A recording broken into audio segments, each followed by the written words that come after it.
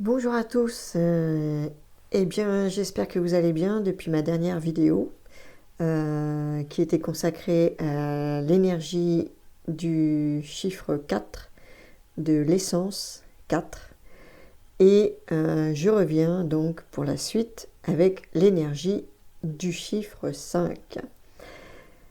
Alors le chiffre 5, dans votre prénom, dans votre nom, dans votre date de naissance, dans votre jour, votre mois, votre année et votre chemin de vie pour les chiffres les plus importants. Et eh bien, je vous souhaite aussi et en même temps un beau printemps qui arrive à grands pas cette semaine. Je sais que pour beaucoup d'entre nous et d'entre vous, l'hiver a été long, l'hiver a été froid, l'hiver a été rude, l'hiver a été particulièrement obscur.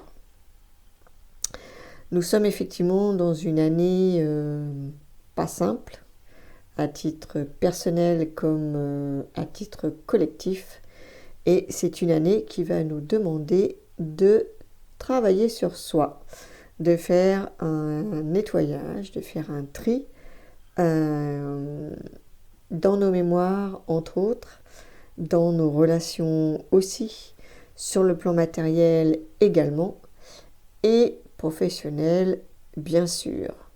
Donc il y a beaucoup de remises en question, et ces remises en question ne sont pas toujours faciles à vivre.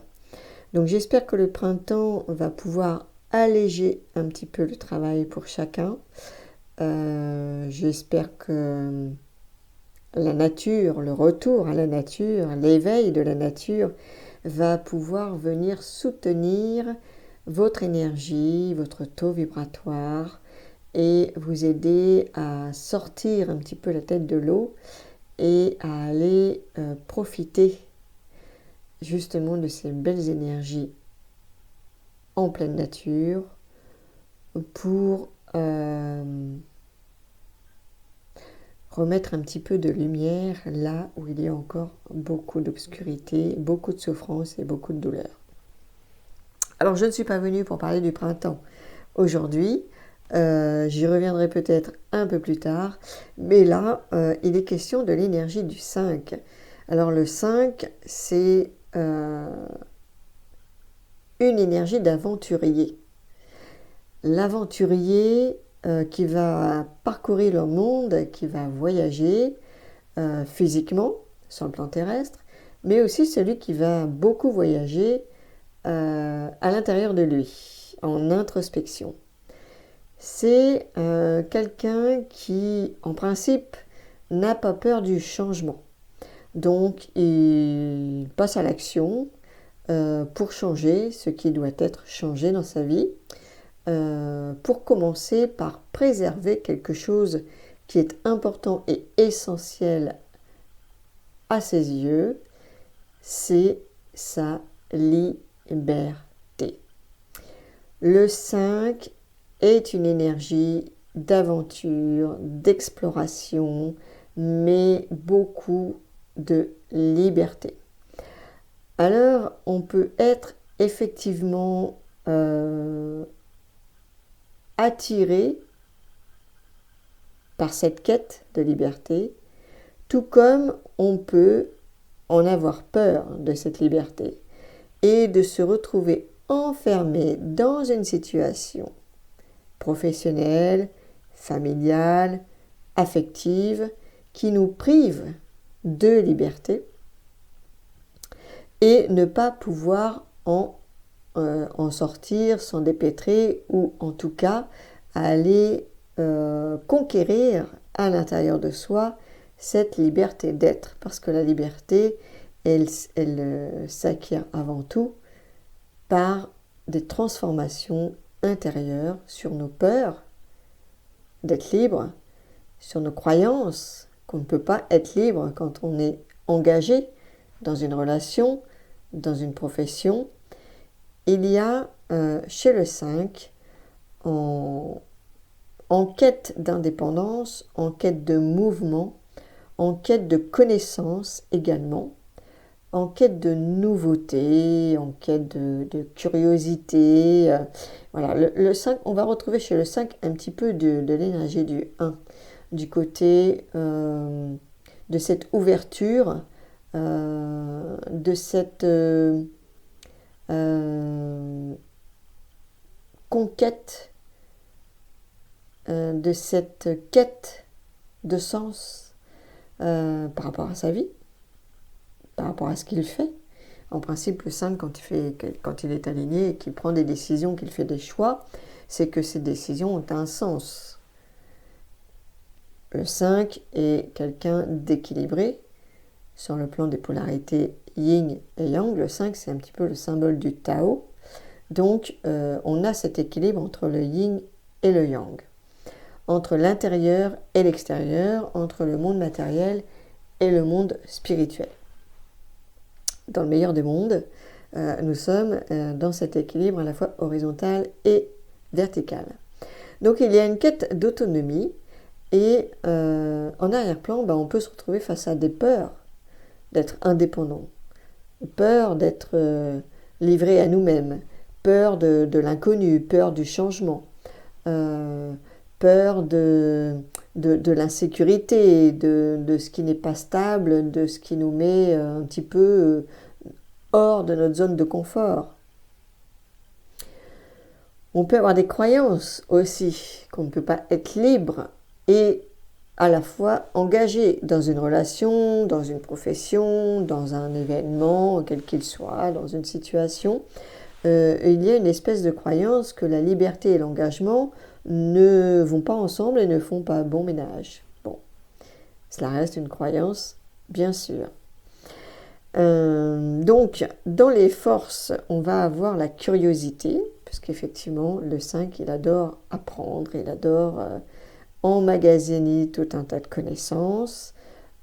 Au niveau de l'esprit, ça fonctionne très bien, ça carbure à 200 à l'heure. On va avoir du charisme chez le 5, une espèce de dynamique sociale. On va avoir une espèce d'énergie joyeuse.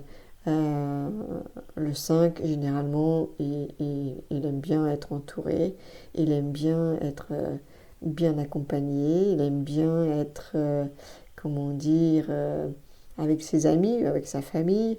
C'est quelqu'un qui est sociable, c'est quelqu'un qui aime le contact et on a aussi une grande créativité chez le 5 qui va le porter à innover. Ça aussi, hein, on l'a déjà vu chez l'énergie du 1. En fait, le 5, c'est le 1 mais un peu plus en profondeur. C'est le 1 qui prend de la hauteur, c'est le 1 qui a grandi déjà. Donc on arrive à une espèce de quintessence et c'est le 1 un peu plus mature déjà. Donc on n'est plus dans cette peur d'oser l'aventure, mais on est dans l'aventure, on vit l'aventure et même on recherche l'aventure parce qu'on aime découvrir le monde, on aime découvrir d'autres cultures, on aime découvrir d'autres aspects de la vie, il y a une ouverture qui est là, une ouverture d'esprit et qui fait que le 5, il va aller facilement à la rencontre de l'autre, quel qu'il soit, quel que soit son domaine, son milieu social, quelle que soit sa vie. Le 5 va s'intéresser à l'humain avant tout. Il va s'intéresser à son âme. Donc il est dans le non-jugement et on peut avoir une grande humanité. On est déjà sur le chemin de l'humanitaire avec le 5. Alors, dans les défis, on va avoir l'instabilité, c'est-à-dire qu'on va aller papillonner à droite à gauche, que ce soit sur le plan affectif ou sur le plan professionnel, parce que au bout d'un moment, on s'ennuie. Donc, on a envie de découvrir autre chose, puisque le moteur du 5, c'est la découverte, c'est l'exploration, c'est l'expérimentation, c'est tester, voilà. Il a envie de vivre des expériences parce qu'il apprend notamment beaucoup à travers ses expériences. Il découvre le monde et son monde à travers ses expériences.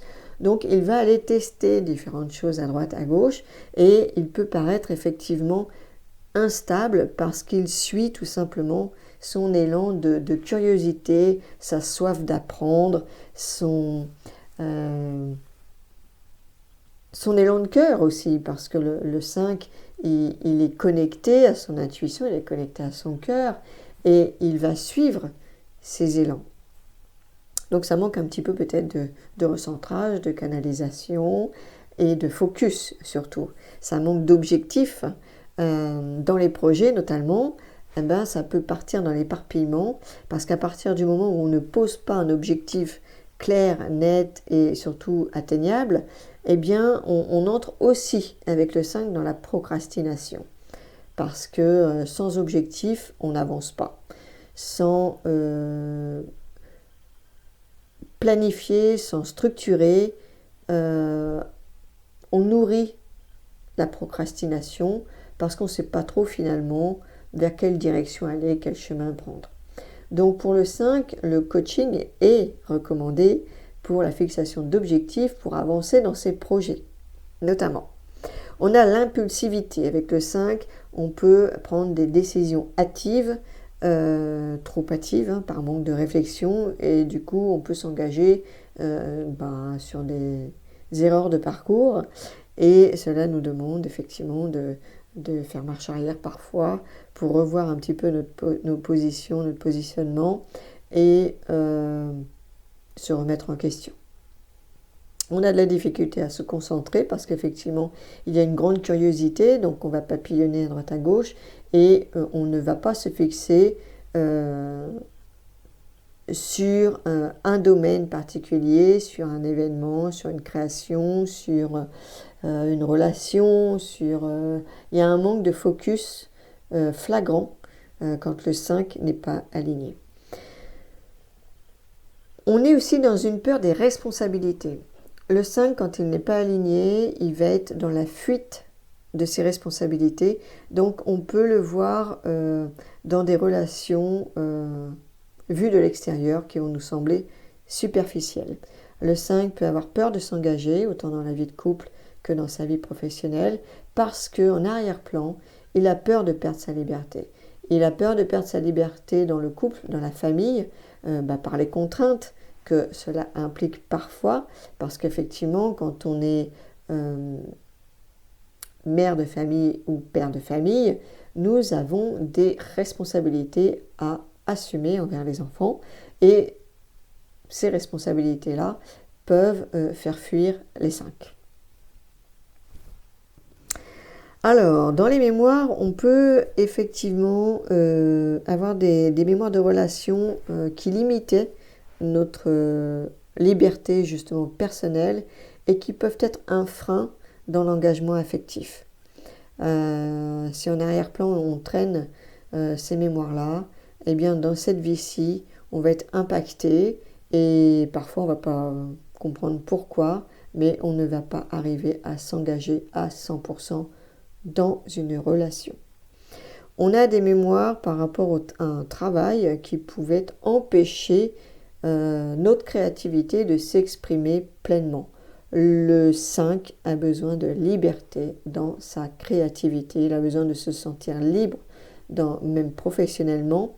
Il a besoin d'une marge de manœuvre pour pouvoir exprimer sa créativité. S'il est enfermé dans des process, des dogmes, des règles, des mises en place comme ça de formats stricts dans le monde professionnel, eh bien, il va s'ennuyer et il risque de partir, tout simplement. On peut avoir des mémoires d'enfance strictes, avec une éducation qui a été rigide, et du coup qui viennent nous impacter aussi dans notre vie d'adulte, alors on peut prendre le contre-pied et effectivement ne plus avoir envie du tout d'être soumis à quelque règle que ce soit, c'est-à-dire d'être dans le rejet total de tout ce qui est, alors pas seulement enfermant bien sûr, mais le simple fait de poser des règles de conduite, des règles qu'on peut trouver pour gérer une association, une communauté, quelle qu'elle soit, partout où il y a une structure, il y a forcément des règles à respecter. Eh bien, il peut y avoir une espèce de rébellion par rapport à certaines règles, parce qu'on va rejeter en bloc tout ce qui nous contraint, tout ce qui nous empêche d'être complètement libre de nos mouvements, de nos choix, de nos décisions, et on va rejeter tout ça en bloc, sans discernement. On peut avoir une frustration, une mémoire de frustration à cause d'un manque de mouvement justement dans notre vie, ou un empêchement de voyager, par exemple, puisque le 5 aime aussi beaucoup voyager et aller découvrir d'autres lieux, d'autres pays, d'autres cultures. On peut avoir cette frustration.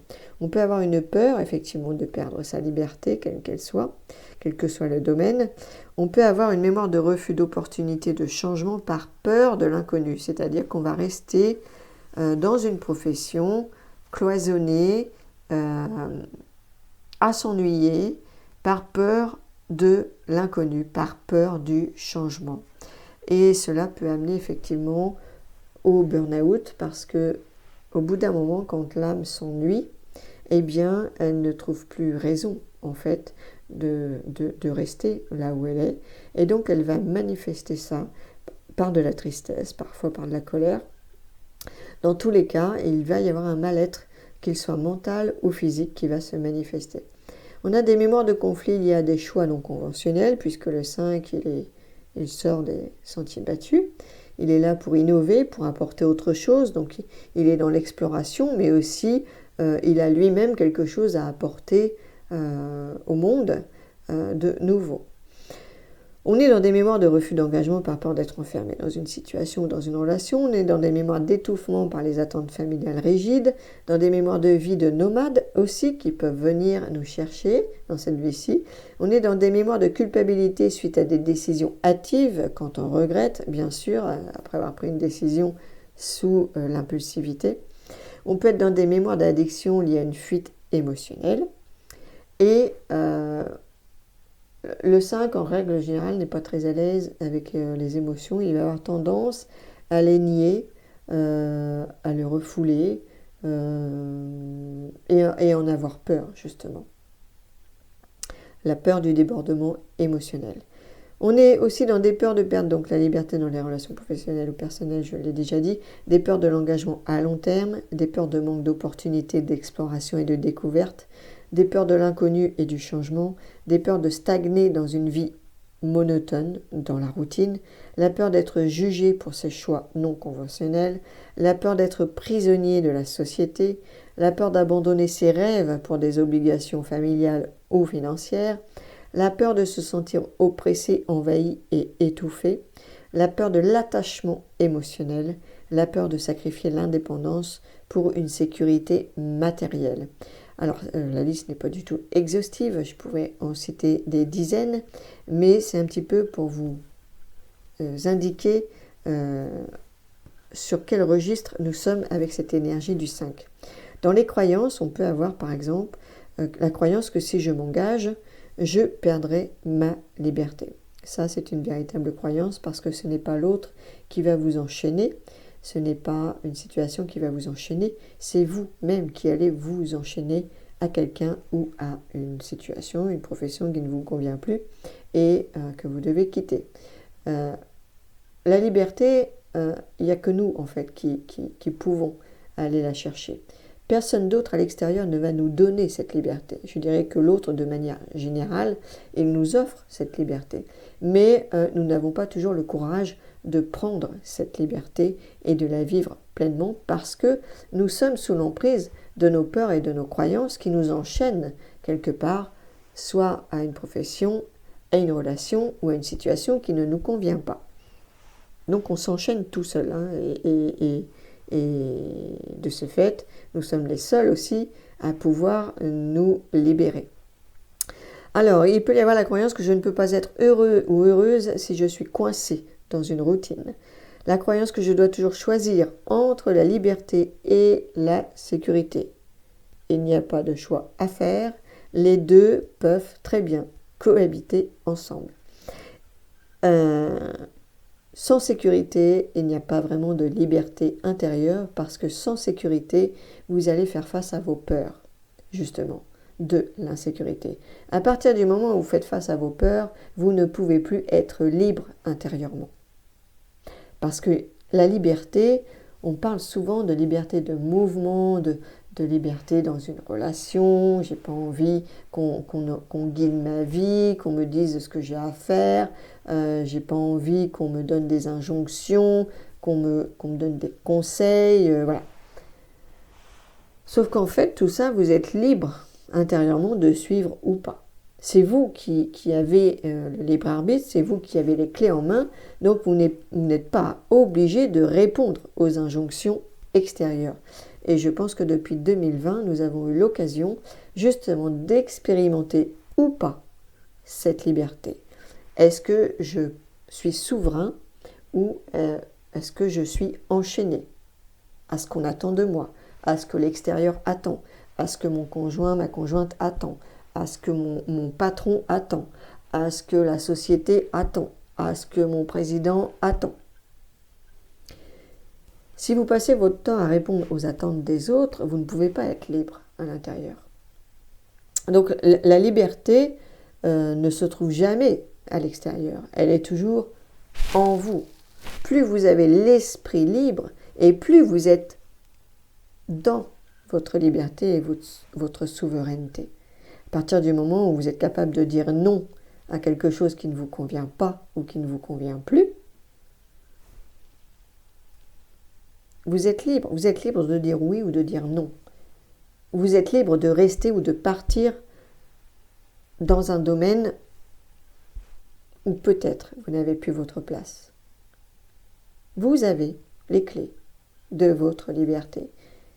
Et vous seul l'avez. Personne ne va vous la donner, cette liberté. Vous seul pouvez vous la donner à vous-même. Dans les croyances, nous avons aussi que la liberté totale est la seule voie vers le bonheur. Si je m'engage dans une relation, je vais perdre mon individualité. Ce n'est pas l'engagement qui fait perdre l'individualité. C'est votre capacité à fusionner avec l'autre et votre incapacité à être autonome et indépendant émotionnellement. La croyance que les responsabilités me priveront de mes rêves. La croyance que si je me marie, je vais perdre ma liberté.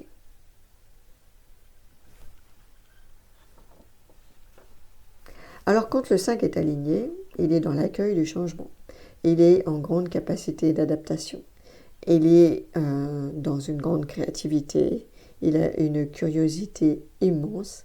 Il est aventurier, indépendant. Il a l'esprit libre. Il a une communication fluide. Il est sociable, innovateur, flexible mentalement, optimiste, entrepreneur. Il a une capacité d'apprentissage phénoménale. Il est dans sa spontanéité. Il n'est plus dans le contrôle. Il est dans la résilience. Il est dans la...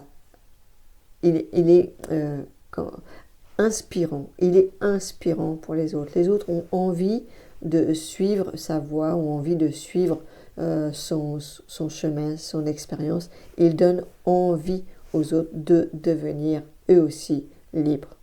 Quand il n'est pas aligné, le 5, il est dans l'instabilité. Il est dans l'impulsivité. Il évite l'engagement et il fuit les responsabilités. Il est du coup dans la superficialité, dans la procrastination.